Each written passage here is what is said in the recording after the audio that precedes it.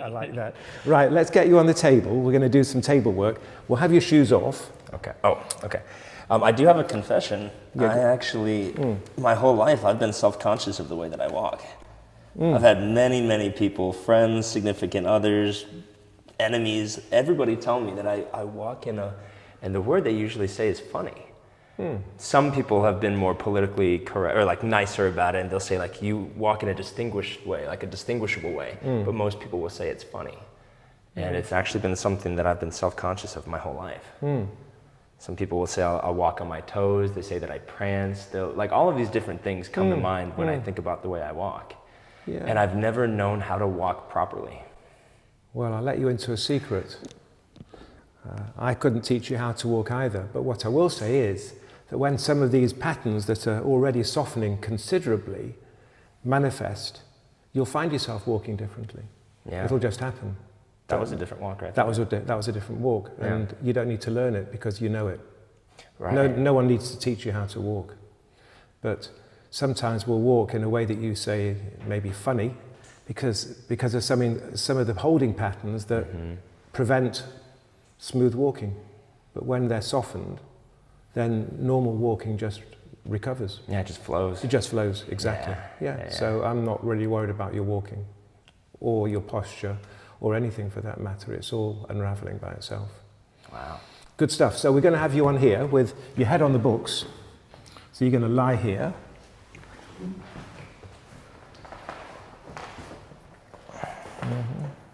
Yeah.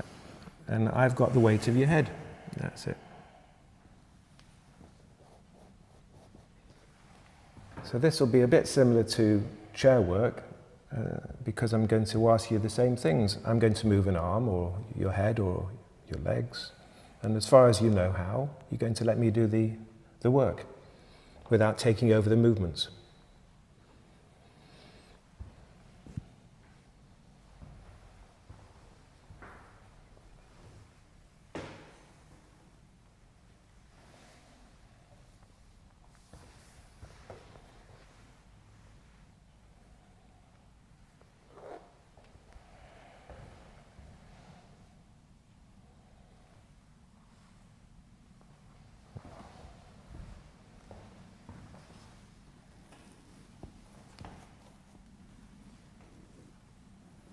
Yeah, what do you sense about the neck? Oh, it feels really nice and fluid. Yeah. So I haven't massaged it or done anything to your neck really. You've done all the hard work, which is you've allowed your neck to soften. You've done the brave work. And I mean that actually in the real sense of the word. You've done the real brave work of allowing yourself to be available. Both sharing, emotionally, physically, because it's all the same. So when you move into this thing that you call self-acceptance, everything softens in the way it's designed to be. You could say the absence of self-acceptance, which is self-battling, would go hand in hand with certain patterns of holding and rigidity that we all know very well. So your journey towards self-acceptance will combine with a physical shift, as you can feel. That's beautiful. It is quite poetic, isn't it?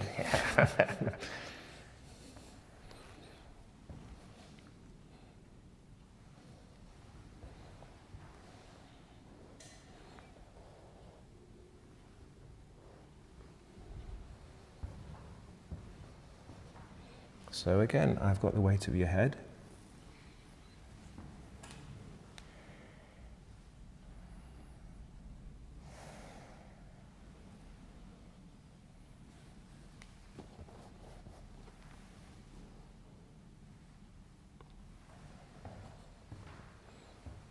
And there's nothing you need to do even when you're lying down. You don't have to relax anything.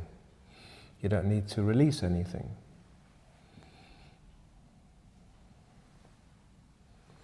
And you don't even need to fight for self-acceptance. All of these things are organic. They happen when they're ready to happen.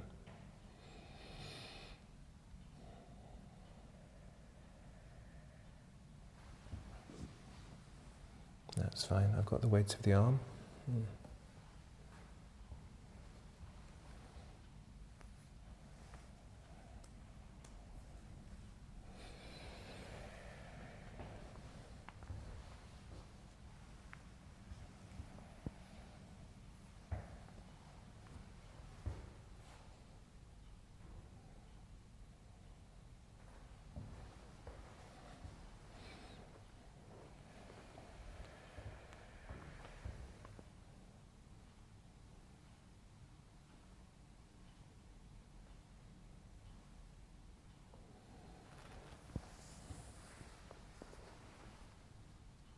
You can sense right now, I've got all the weight of your leg and you're giving me permission to move it wherever. It can rotate, it can move up, it can move down. Yeah.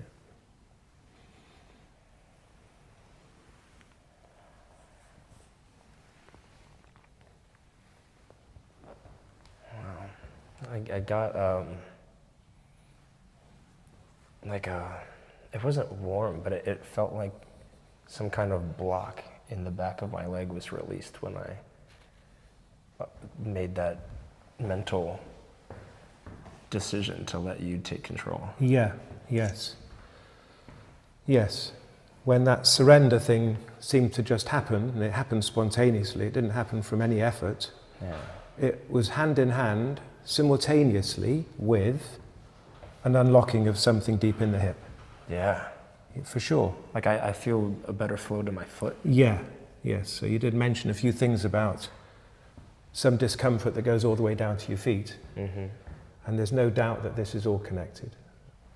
Yeah.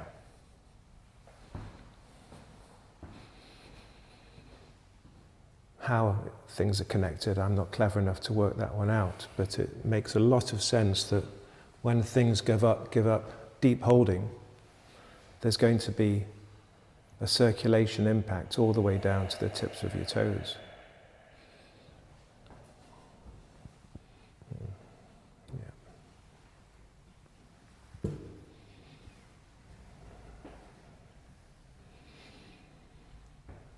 Yeah, there it is again.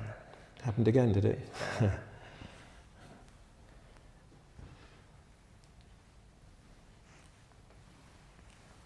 I think that there's a overlap between the acceptance and trust. Mm-hmm. Because I can't accept something that I don't trust.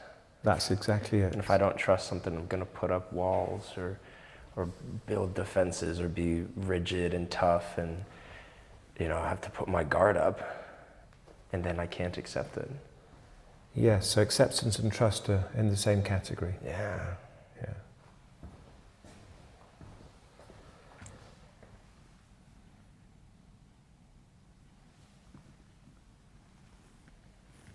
But I undoubtedly trust you. Well, hopefully that's part of the story, yeah. Yes, and that's an important component because Alexander's a relational event. It's me and you working together. And you're quite right when you said to me that when you're in a certain condition, you invite a different form of relationship back to you. Yeah. And I think that's true. In an Alexander relationship, when it's working well, what happens is that I will perhaps induce more trust and acceptance in you, rather than antagonism and fighting. Right. And me trusting you is a form of vulnerability for me. Yeah, I'd say your trust in me would be simultaneous with your trust in yourself. Wow. More poetry. But it's just I get a good feeling. Yeah, yeah. And it's almost like I want to trust others, but I'm afraid to. But there's no fear here at all. No. In fact, it's the opposite. I'm eager and excited. You're thirsty for it. Yeah, it's curious and curious, excited. Yeah. It feels like this is something I've been waiting for. Yeah. And trying to do myself and failed. Because I do yoga, I'll do I experiment with a lot of different things: cold exposure, heat exposure, yoga, acupuncture, acupressure, cryo chambers. I mean, so many different things to try and get me. I think there's a lot of value in all those hacks. There really are. But I think what you're saying, which is really poignant, is that in a relational event, you can often go much, much deeper. And the very things that you're seeking, which is surrender and self-acceptance, may not come with some of these demanding self-hacks, cold exposure and heat exposure and acupuncture, all the things that you want something very, very badly, but actually in a relationship, two people, you can get things going where by yourself, with all the goodwill in the world, you may not find a way of activating those parts of yourself. That's incredible. That's spot on. And that's, it's like that missing piece. It's a missing piece for most of us. You know, I've certainly tried all sorts of things that you have, and I think the relational model seems to work. A good relational model where we co-regulate, we have a social engagement where you and I are cooperating together in this field, in this bubble, and it supports the things that you want.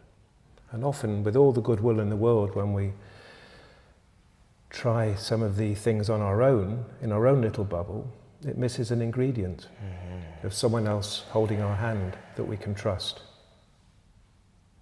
that we can feel safe with, that we can then allow the process to start to deepen. And that is often what is missing with all the effortings in the world. It often misses the relational element. Because most of our problems, if we're really honest, come from relational issues or deficits in the... or lack thereof. In the lack thereof, in that realm. And so it makes a lot of sense that the resolution or working through these things would happen in the same arena, but with a different quality of relationship. Wow.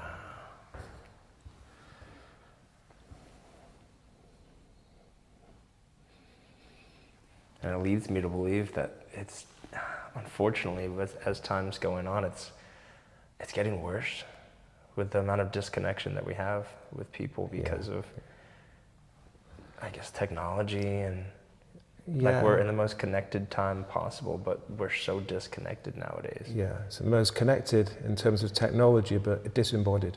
Yeah. I think that's true. And I think everybody's craving this kind of a connection, deep down. I think people are definitely craving this sort of quality of surrender, self-acceptance and connection. Yeah. And I think we run a mile from it as well at the same time, even though we want it.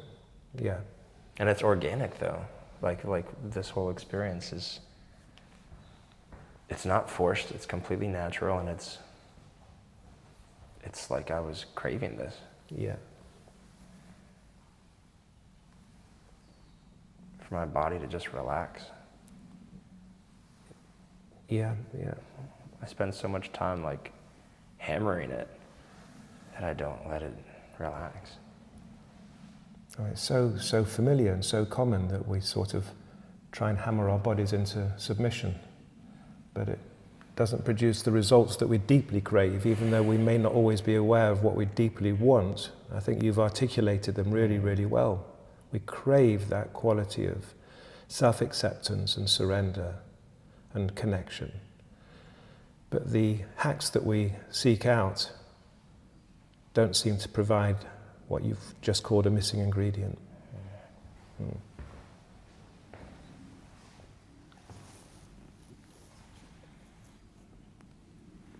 And for some reason, there's a part of me that says that I have to do it alone. Yeah. That's weird. Yeah. I come across that a lot. There's this sense of, in a way, fictitious independence. Yeah. I have to be tough, I have to do it alone. It goes along with the toughness. I'm going to be tough, I'm going to do it alone, I don't need anybody. So there's a part of that, but then another aspect for me personally, which I'm not sure how others would feel, is that I don't want to burden others as well. It's almost like coming from a place of empathy or something, like it's a... Yeah, I'm not worthy of burdening myself on other people. Yeah. Very, very powerful stuff. Yeah. Really powerful. I'll do it on my own. I don't want to bother people. Yeah. Why would I throw my shit onto anybody as if they couldn't cope? They'll fall to pieces if I do. And anyway, it's my stuff. And I want to be empathic with everybody and not dose them with my crap. Right, it's more of that one. It's less of the former of like they're not capable of handling it. It's that I don't want them to have to handle it. Yeah. Like they've got their own stuff to deal with. They've got their own stuff to deal with, yeah. And it keeps us in our isolated bubble. Oh, yeah.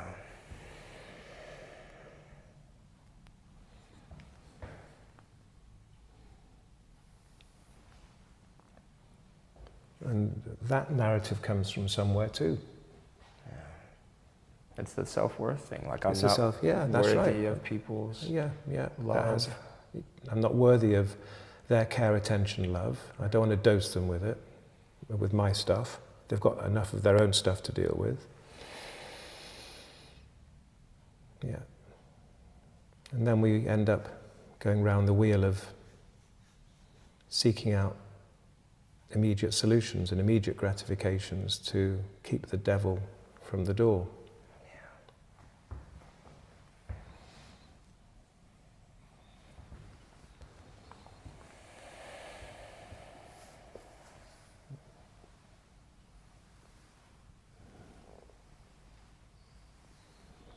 And I think there is something also societal about this. This isn't just about you. I think we're living in a very atomized society.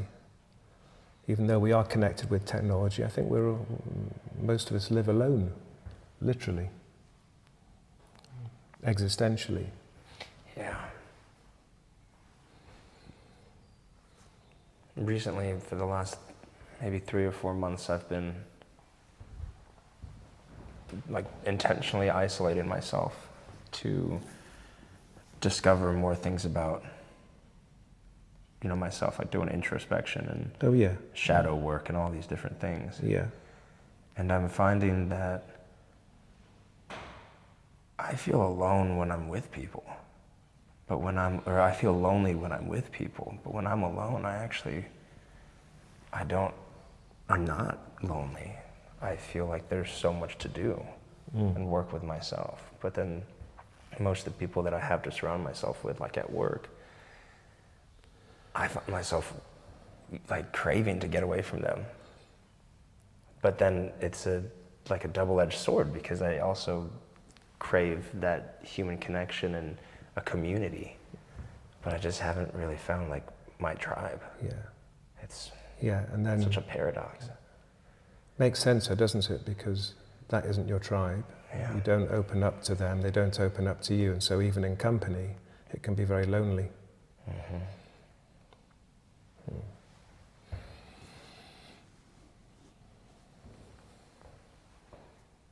But maybe you're also saying, which is interesting, I think, the solution isn't simply to choose the life of a hermit, where you simply introspect and do without all of this social stuff. You're also saying, well, doing everything on your own may be not the total solution either. Yeah. That actually we need people, but the right sort of social engagement. Your tribe. Yeah. Whatever that is, and whoever that is. People who you can feel safe enough to be intimate with and share with, and they share equally. And that may be not so easy in our society. Maybe it's not really built for that quality of sharing and empathy and honesty and vulnerability. I think there's a lot of depth to that word safe. I really resonate with that word safe. And that's something that I yearn to be for others. Yeah. To be a safe space for people. Because there's so much complexity to what that word is, but it's such a simple word. Yeah. But a safe space for people is Well, I can share something I am resonating with. That the way that you're sharing with yourself here, I can honestly say that you would evoke safety in other people in the way that you've been able to share yourself here. So I'd say you're well on your way to being a very safe vehicle for other people because of your courage to be vulnerable and self-accepting within your own soul.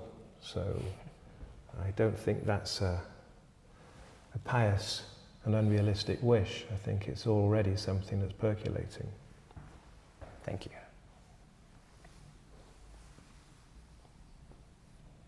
Okay, so right now,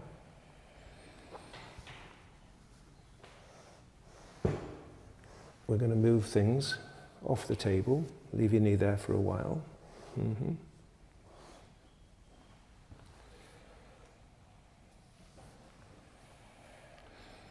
I'm going to move you here.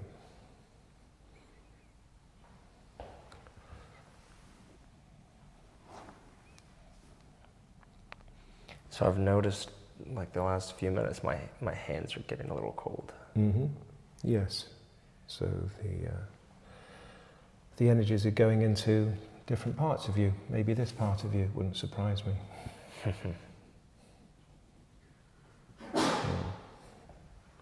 So in a moment, what's going to happen is I'm going to take the weight of your head and you're going to roll this way and take the feet over the side of the table, and I'll just get you sitting on the side. Okay? Okay. So I've got the weight of your head and you roll. Take the feet over the side. That's it. And the other one. Good. And then you can help yourself off the table with your hands if you want. And you can just gently walk to the chair that you were sitting on before. Yeah. Yeah. What's it like walking like that? And then you can bend the knees all the way. Fantastic. Yeah. Yeah. I'd say it's a little confusing now because I don't know which way I've been walking Yes. compared to that one. That's it. Yeah. And you don't need to know. Let me just move you again. That's fine. And that's it. And even now, there's nothing you need to hold, and there's nothing you need to remember about what we've just been doing, because you've had an experience. Good. Thank you. And I need to say thank you because you have humbled and moved me with your openness and courage today, and the journey that you've been on in a very short period of time. So I'm very grateful for you sharing yourself today. Thank you. Thank you as well. It feels nice to be with someone that I can feel safe with, and I very much value how much your heart touched me in the sense of this connection. It's something that I've been craving, and I've been seeking guidance for a long time. And I just know you're very experienced. And so I think that's where that level of surrender came, of just accepting, like, you know a lot more than me, and I want to learn, I want to grow. Yeah, I've got very little to teach you in terms of wisdom, that's for sure. But in terms of guidance for you to move towards self-acceptance, that's certainly the game. And you're much more responsible for what happened today than you believe. That's all I can say. So thanks so much again for coming in. Thank you.